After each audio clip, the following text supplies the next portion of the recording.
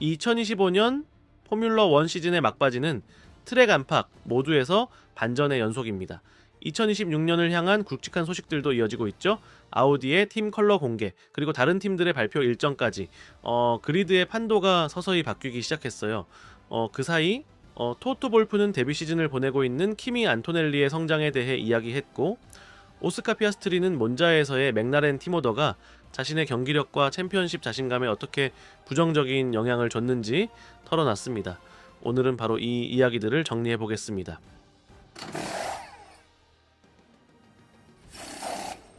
아우디가 마침내 2026년 포뮬러 1 데뷔를 향한 구체적인 첫 발을 내디뎠습니다. 수년간의 준비와 내부 재편을 거쳐 독일 제조사는 공식적인 팀 컬러를 공개하며 챔피언십 진입을 상징적으로 알렸어요. 뮌헨에서 열린 발표 행사에서는 단순히 외관만 공개된 게 아니었습니다. 아우디가 진지하고 체계적으로 포뮬러 1에 들어오겠다는 의지를 명확히 드러낸 무대였죠. 이번에 공개된 2026년용 새로운 컬러는 이전에 보여줬던 콘셉트 디자인보다 훨씬 발전된 형태예요. DTM이나 WEC 같은 다른 대회에서 사용하던 아우디의 전통적인 스타일에 더 가까워졌고, 세련되면서도 절제된 느낌을 주는 동시에 아우디 특유의 모터스포츠 DNA를 담아낸 레이아웃이었습니다. 단순한 디자인 변화가 아니라 이 프로젝트가 성숙해졌고 더 현실적이고 견고한 방향으로 가고 있다는 신호이기도 했어요. 또 한 가지 주목할 점은 아우디가 2026년을 위한 팀 컬러를 가장 먼저 공개한 팀이라는 사실입니다. 다른 팀들도 발표 일정을 잡아두고 있는데요. 레드불과 레이싱불스는 각각 1월 15일 디트로이트에서 공개할 예정이에요. 이처럼 빠르게 움직이는 건 이유가 있어요.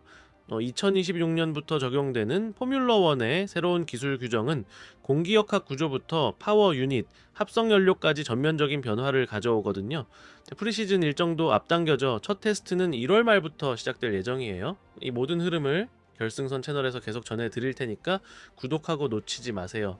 물론 이번 이벤트로 분위기는 한껏 고조됐지만 초기 아우디 프로젝트는 사실 쉽지 않았습니다. 지연, 내부 갈등, 그리고 자우버를 강팀으로 좀 탈바꿈시키는 과정에서 많은 현실적인 문제들을 과소평가했던 것도 있었어요. 하지만 지금은 마티아 비노토와 조너선 휘틀리 같은 경험 많은 인물들이 이끄는 새로운 체제로 전환되었고, 팀 내부 분위기 역시 한층 안정된 상태예요. 현실적인 목표는 2030년까지 챔피언에 도전하는 것. 이번 발표에서 보여준 건 이제는 진짜로 이 여정을 시작할 준비가 되어 있다는 팀의 자세였고, 그 안엔 분명한 진심과 야망이 담겨 있었어요. 2026년 멜버른 개막전까지 카운트다운은 이미 시작됐습니다. 이제는 시각적으로도 임팩트 있고 훨씬 구체적인 계획까지 갖춘 아우디가 드디어 전 세계에 자신들의 각오를 보여주고 있어요. 그럼 여러분은 이번 아우디 머신 어떻게 보셨나요? 여기 댓글로 의견 남겨주세요.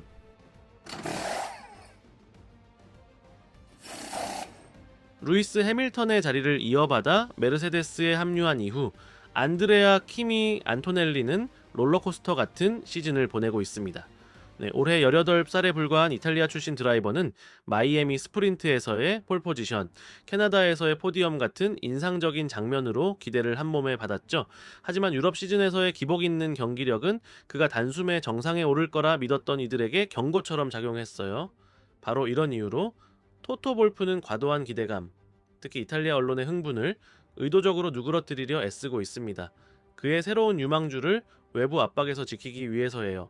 볼프는 이 상황을 솔직하게 짚었어요.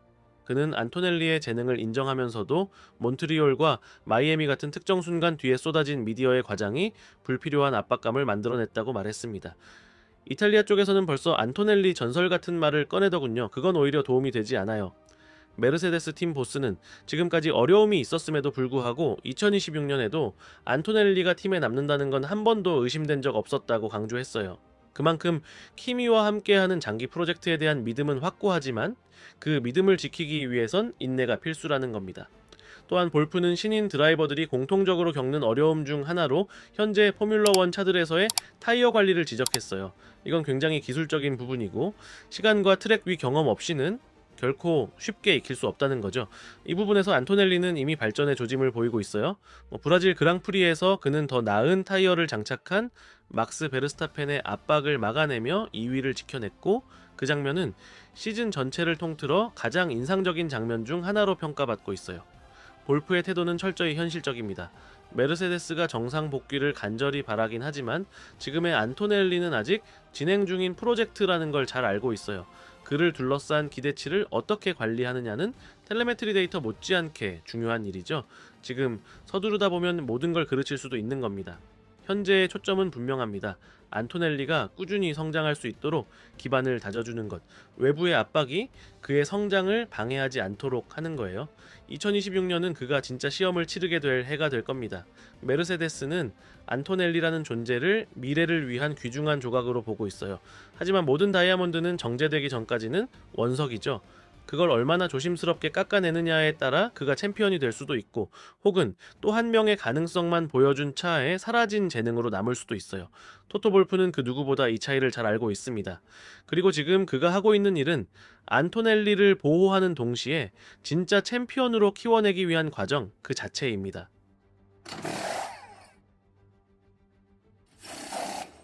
오스카 피아스트리는 2025 시즌을 타이틀 유력 후보 중 한 명으로 시작했습니다.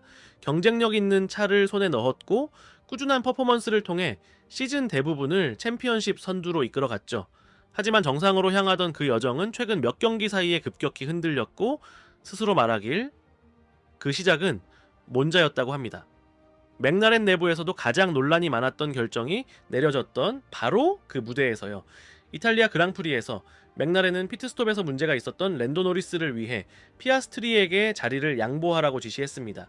피아스트리는 그 명령을 따르긴 했지만 무전에서 불편한 감정을 숨기지 않았어요. 기준이 뭐냐고 따졌고 납득하지 못한 채 답답함을 드러냈죠.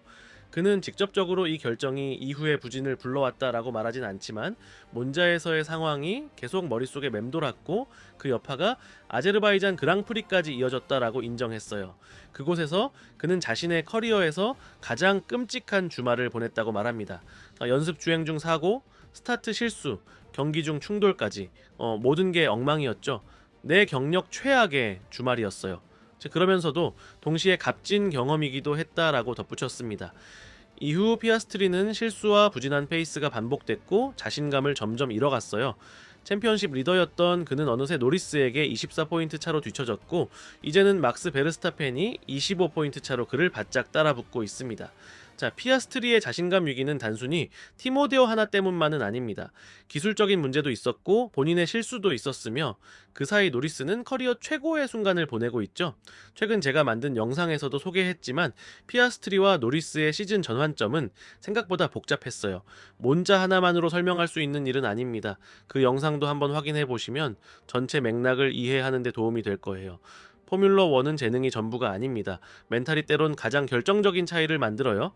맥라렌이 시즌 초부터 팀오더를 반복하며 팀 내부의 불안정한 분위기를 만든 건 사실이고 피아스트리는 이제 시즌 초반에 침착함을 되찾아야 할 시점입니다. 아직 반전의 시간은 남아 있어요. 하지만 압박도 그만큼 커지고 있고 한때 그의 손에 있었던 챔피언십은 지금은 손가락 사이로 빠져나가고 있는 중이에요. 그렇다면 여러분은 어떻게 보시나요? 피아스트리가 아직 챔피언이 될 수 있다라고 생각하시나요?